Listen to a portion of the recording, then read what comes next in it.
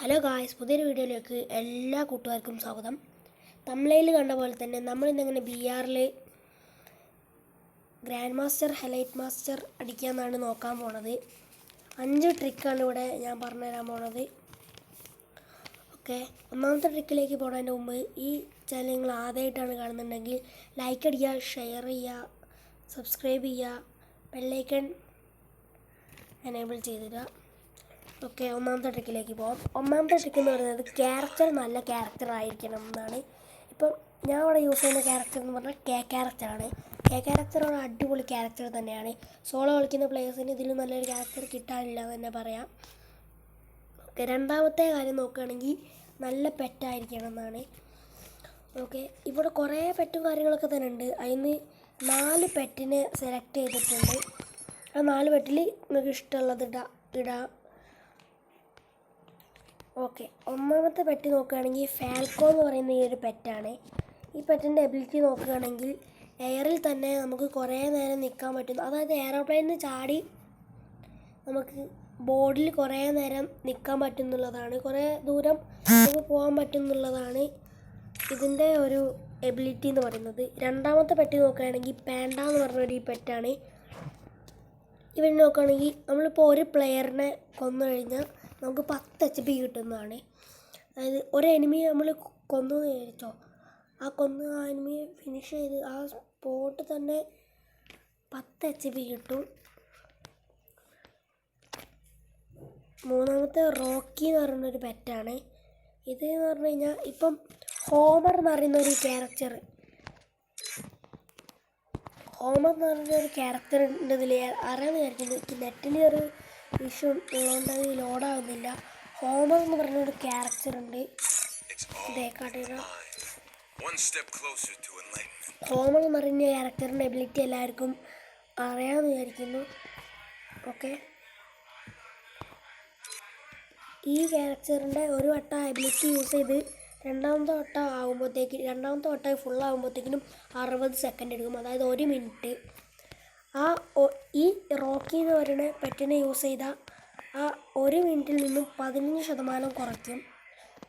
അതായത് ആ 60 സെക്കൻഡ് എന്നുള്ളതിന് 15% പോയാൽ 51 സെക്കൻഡ്, 9 സെക്കൻഡ് റോക്കി എന്ന് പറഞ്ഞ ഈ പെറ്റ് കുറയ്ക്കും. നാലാമത്തെ പെറ്റ് നോക്കുകയാണെങ്കിൽ, ഏറ്റവും അവസാനത്തെ പെറ്റ് നോക്കുകയാണെങ്കിൽ MR വേഗോർ എന്ന് പറഞ്ഞൊരു പെറ്റാണ്.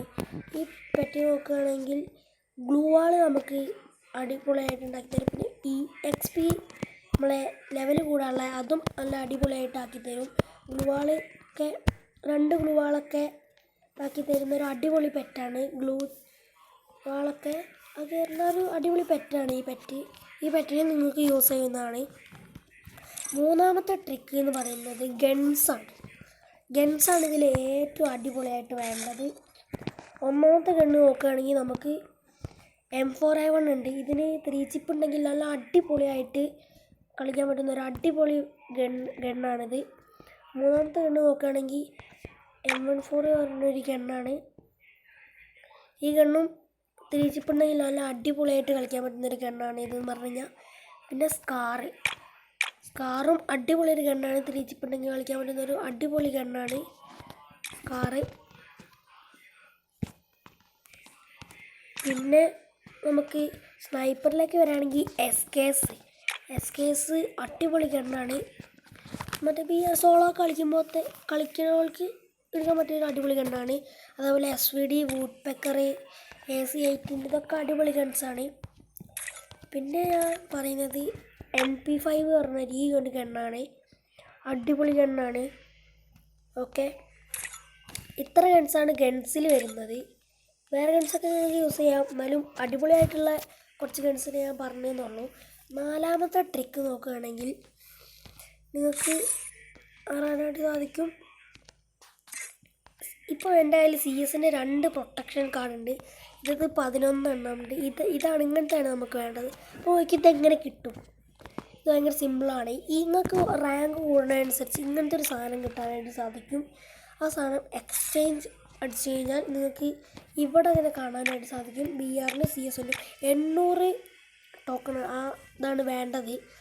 ഓക്കെ, ഈ സാധനം യൂസ് ചെയ്താൽ നമുക്ക് അടിപൊളിയായിട്ട് റാങ്കും മൈനസും കാര്യങ്ങളൊക്കെ മെയിൻറ്റെയിൻ ചെയ്യാനായിട്ട് പറ്റും. ഓക്കെ, ഇനി ഏറ്റവും അവസാനത്തെ ട്രിക്ക് നോക്കുകയാണെങ്കിൽ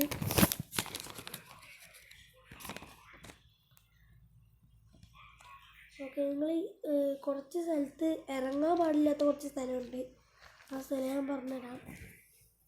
ഒന്നാമത് നമ്മൾ മാപ്പിലൊന്ന് എടുത്തു കഴിഞ്ഞാൽ ഒന്നാമത്തെ സ്ഥലം മില്ലിൽ നിങ്ങൾ ഇറങ്ങാൻ പാടില്ല. സോളോ കളിക്കുമ്പം പീക്കിൽ ഇറങ്ങാൻ പാടില്ല.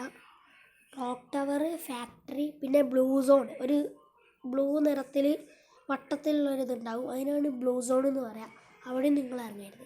ഇത്ര കാര്യങ്ങൾ, ഈ 5 ട്രിക്ക് നിങ്ങൾ പാലിച്ചു കഴിഞ്ഞാൽ നിങ്ങൾക്ക് സുഖമായിട്ട് ഹീറോയ്ക്ക്, ലൈറ്റ് മാസ്റ്റർ, ഗ്രാൻഡ് മാസ്റ്റർ ഒക്കെ അടിക്കാനായിട്ട് സാധിക്കും. അതും ഏറ്റവും താഴ്ന്ന റാങ്കിൽ നിന്ന്, അതായത് ബ്രോൺസിൽ നിന്ന് തന്നെ വേണമെങ്കിൽ കടിക്കാനായിട്ട് സാധിക്കും. ഓക്കെ, പുതിയൊരു വീഡിയോ ആയിട്ട് കാണുന്നവരെ എല്ലാ കൂട്ടുകാർക്കും ബൈ ബൈ.